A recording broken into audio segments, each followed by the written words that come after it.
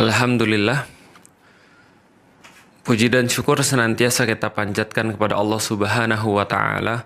Juga salawat dan salam senantiasa kita panjatkan kepada Rasulullah Sallallahu Alaihi Wasallam.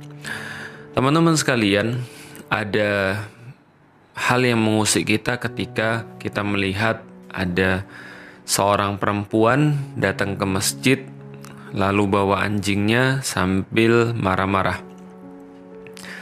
Reaksi yang paling normal yang dilakukan oleh kaum muslimin jelas marah, jelas mereka berang. Apalagi yang ada di masjid. Kita nggak kebayang kalau kita lagi ada di masjid kondisi kayak begitu. Kira-kira mungkin apa yang kita lakukan? Kita juga mungkin termasuk yang mau nyeret perempuan itu keluar karena dia nggak bisa disadarkan secara damai, nggak bisa dibilangin secara biasa, dan anjingnya itu kemudian malah lari-lari kemana-mana. Setelah itu netizen ramai mengomentari kasus ini, memberikan pandangannya dengan kasus ini, dan memberikan seperti apa sih seharusnya kaum muslimin harus bertindak.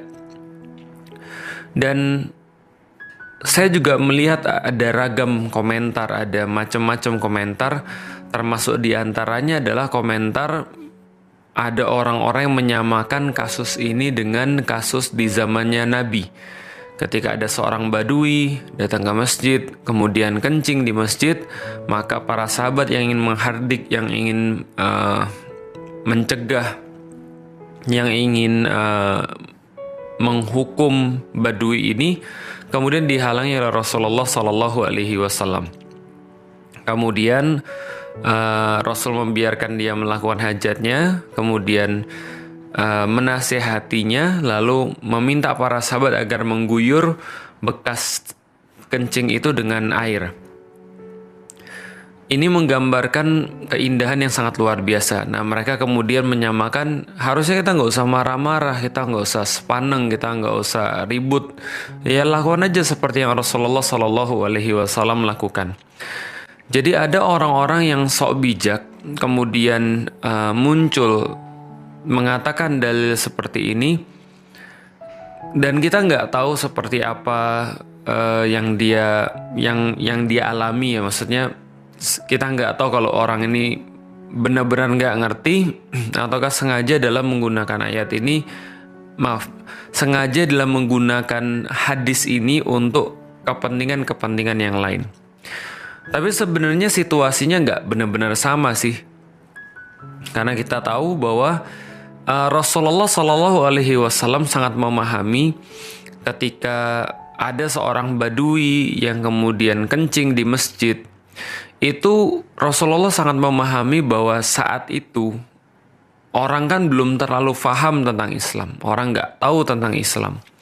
Lantas badui ini ketika dia datang lalu kemudian kencing di masjid, bukan maksud dia untuk menistakan agama, bukan maksud dia untuk menantang kaum muslimin, tapi perbuatan itu murni karena dia tidak paham. Karena perbuatan itu murni sebab tidak paham, kalau seandainya dia dihardik, dimarahin, mungkin kejadiannya malah lebih parah. Mungkin dia lari-lari keliling masjid dengan kemudian masih tetap kencing misalnya, atau ya apalah. Yang jelas Rasulullah paham bahwa orang ini tidak tahu, maka tidak tahunya orang ini menjadi sebuah alasan yang sangat kuat untuk Rasulullah memberikan contoh seperti tadi. Maka kalau ada orang nggak tahu tentang Islam, orang itu kita kasih tahu, dan kita tidak berang dalam tanda kutip kalau orang itu nggak tahu. Sama seperti anak-anak yang nggak paham, nggak ngerti dalam satu perbuatan lalu dia salah, tentu kita nggak akan marah sama dia. Tapi kita akan menasihati dia supaya dia nggak berlaku seperti itu lagi. Tapi lain kasusnya dengan yang kita lihat yang viral di sosial media itu. Orangnya bawa anjing, datang ke masjid, ngegas marah-marah, dan diomongin malah nendang-nendang, malah mukul-mukul, malah makin berang, makin sadis. Ini yang harus kita ketahui adalah, kalau andaikan ini nggak tahu kok ya agak sulit menerimanya. Kalau dikatakan gila, nggak waras, mungkin dan akan lepas kalau seandainya orang itu memang dikatakan gila dan nggak waras. Tapi masa ya orang-orang gila dan nggak waras ini sangat banyak sekali munculnya terus-menerus, dan kenapa dibiarkan? Itu kan ya. Ini kan adalah sesuatu yang bakal bisa merusak hubungan antar umat beragama. Walaupun kita yakin nggak semua orang seperti itu. Tapi coba lihat, sikap-sikap seperti ini kalau dibiarkan akan muncul dalam berbagai jenis perlakuan, walaupun perlakuan itu adalah sesuatu yang ringan, yang kecil. Contoh misalnya, kalau kita bahas tentang masalah anjing dan orang pakai sepatu masuk masjid, oke lah, ini adalah perkara yang besar. Tapi perkara-perkara kecil, meremehkan ajaran-ajaran Islam, seolah-olah setiap kaum muslimin itu harus bertoleransi dalam arti mengikuti apapun kata-kata yang selain muslim, ataupun kemudian ibadah-ibadah di dalam Islam itu dijadikan sebagai sebuah hal yang inilah mengganggu ketertiban, ide-ide Islam dikatakan sebagai makar dan seterusnya. Ya, ini kan adalah sebuah hal yang sama yang dibangun dari seperti ini, pembiaran atas satu peristiwa yang harusnya ditindak secara benar, tapi mungkin tidak diberikan pada porsinya. Akhirnya apalagi yang terusik? Yang terusik adalah rasa keadilan.